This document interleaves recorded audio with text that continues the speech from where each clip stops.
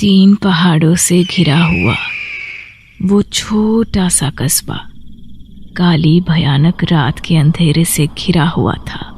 तेज चल रही हवा की वजह से पेड़ों की टहनियों और पत्तों की खड़खड़ाहट एक अजीब सा माहौल पैदा कर रही थी। जमीन पर पड़े सूखे पत्ते भी हवा के संग ही उड़ रहे थे। उस भयानक काली रात में उस कस्बे में रहने वाला एक भी बाशिंदा अपने घर के बाहर नजर नहीं आ रहा था, लेकिन कस्बे की गलियों में उन सूखे पत्तों पर किसी के जूतों के चलने की वजह से चरमराहट की आवाज़ सुनाई दे रही थी। अपने अपने घरों में गहरी नींद में सोए हुए उस कस्बे के बाशिंदे नहीं जानते थे कि रात के ठीक 12 बजे आखिर ये कौन था जो इतना बेखौफ होकर वहाँ पर घूम रहा था।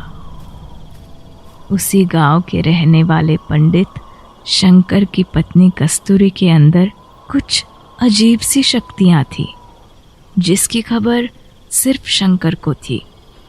पूरा गांव कस्तूरी के बारे में बातें किया करता था कि वो काला जादू करती है। उस रात ठीक 12 बजे कस्तूरी अपनी खिड़की से झांक कर बाहर घूम रहे उस शख्स को देख रही थी। लगता है कल गांव में किसी की मौत होने वाली है। ये जब भी आता है किसी ना किसी को लेकर जाता है। मुझे पता करना होगा कि इस बार ये किस मासूम की जान लेने आया है। क्या हुआ कस्तूरी, बाहर क्या देख रही हो? बाहर तो कोई नहीं है। आप तो अच्छी तरह जानते हैं ना, किसी की मौत होने वाली होती है तो मुझे उसका एहसास पहले से ही हो जाता है। बस मैं वही जानना चाहती थी कि आखिर कल की सुबह गांव में कौन मरने वाला है। अरे कस्तूरी, जो इस दुनिया में आया है वो एक दिन जाएगा भी। जिसकी मौत आई है आने दो। ये बात आप भी नहीं जानते शंकर कि मेरे अंदर इंसान की मौत को रोकने की ताकत है, और ये मैं आपको बता भी नहीं सकती। कस्तूरी ने अपनी आंखें बंद की और अगले ही पल उसे कस्बे की सड़कों पर घूमता हुआ मौत का वो साया नजर आने लगा, जो बेहद खौफनाक था और जिसकी नजरें कस्तूरी के पड़ोस में रहने वाले चंदन की 11 साल की बिटिया पर थी। जैसे ही कस्तूरी को नजर आया कि चंदन की बेटी सीमा की मौत होने वाली है, वो पूरी तरह से घबरा गई। नहीं नहीं, ऐसा नहीं हो सकता। इतनी कम उम्र में मैं इसे सीमा को नहीं ले जाने दूंगी। मेरे अपने भी कभी बच्चे नहीं हुए। सीमा को मैं अपनी बेटी की तरह मानती हूँ, और एक माँ अपने बच्चे को कभी मौत के मुंह में जाते हुए नहीं देख सकती। तभी कुछ भयानक सी आवाजें कस्तूरी के कानों में गूंजने लगी। सीमा की मौत का वक्त हो चुका है। इस दुनिया में उसकी इतनी ही सांसें लिखी हुई थी। अगर तुमने मुझे रोकने की कोशिश की तो अच्छा नहीं होगा। मेरी शक्तियों के आगे तुम मेरा कुछ नहीं बिगाड़ सकते। सीमा मेरी बेटी है, और अपने बच्चे की मौत को रोकने के लिए एक माँ कुछ भी कर सकती है। कस्तूरी पूरी रात बैठकर सीमा की मौत को रोकने के लिए आग जलाकर पूजा करती रही। धीरे धीरे रात का काला साया छटा और सुबह का पहला सूरज निकल आया।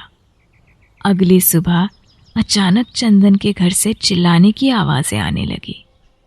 अरे अरे बचाओ, कोई बचाओ, क्या हुआ है हमारी बिटिया को?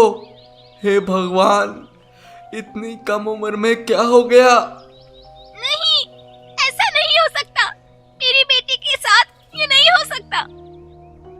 आवाज सुनकर कस्तूरी समझ गई कि सीमा पर कोई ना कोई मुसीबत आई है। अगले ही पल वो अपने घर से निकलकर दौड़ती हुई चंदन के घर पहुंची। क्या हुआ? क्या हुआ सीमा को? देखो ना कस्तूरी, कब से जगाने की कोशिश कर रही हूँ पर आंखें ही नहीं खोल रही।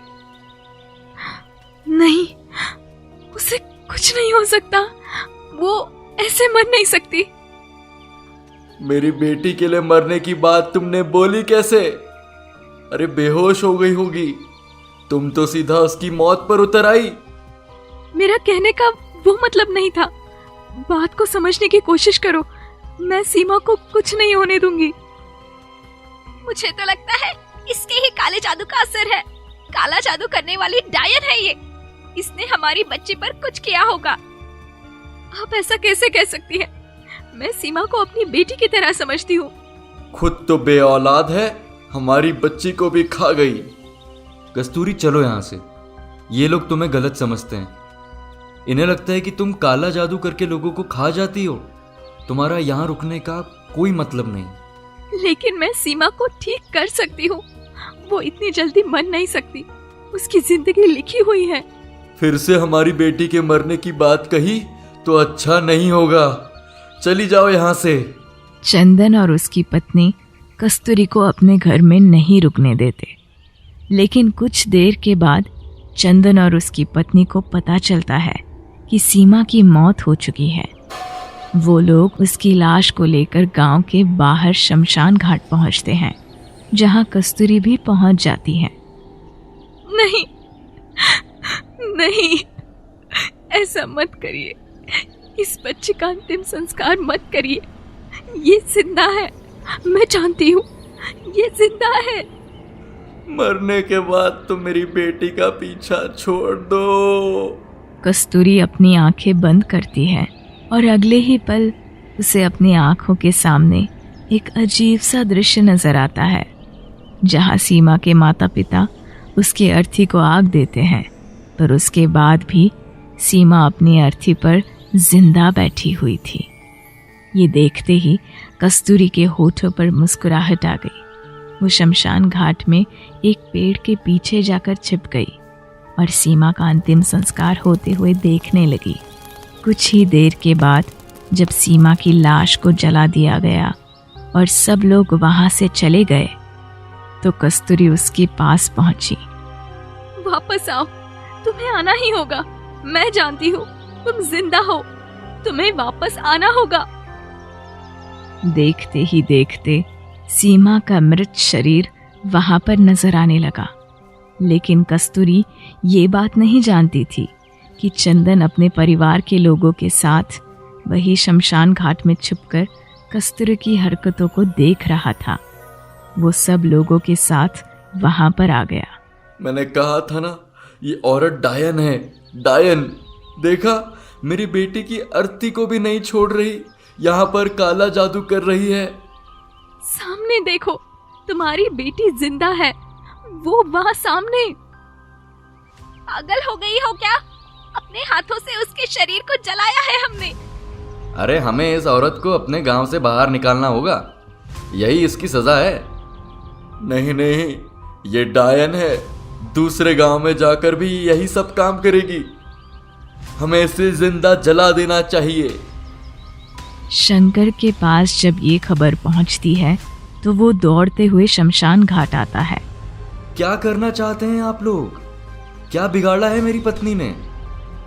गांव के लोग शंकर को रस्सियों से बांध देते हैं और देखते ही देखते कस्तूरी को वहीं जिंदा जला देते हैं। कस्तूरी की चीखें पूरे गांव में गूंज रही थी, लेकिन कोई उसकी मदद को आगे नहीं आया। उस दिन के बाद अब गांव में हर रात एक औरत की चीखने की आवाज़ें सुनाई देने लगी। पूरा गांव जानता था कि ये चीखें किसी और की नहीं बल्कि खुद कस्तूरी की ही थी। फिर एक काली अमावस की रात आई। पूरा गांव अंधेरे के आगोश में घिरा हुआ था। जोरदार बिजली कड़क रही थी, मूसलाधार बारिश होने लगी। अरे सुनती हो, बाहर आंगन में कपड़े सूख रहे हैं, जरा उठाकर तो लाओ। जी अभी लेकर आती हूँ।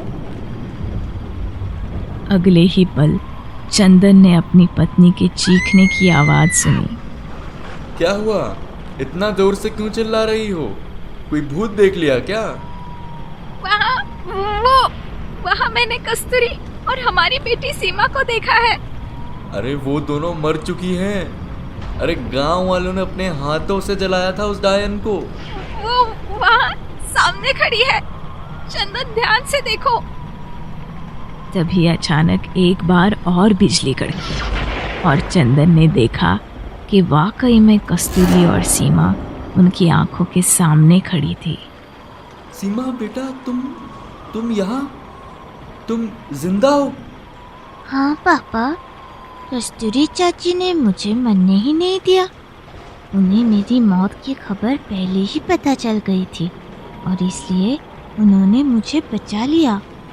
लेकिन हमने तो खुद अपने हाथों से तुम्हारी लाश को जलाया था।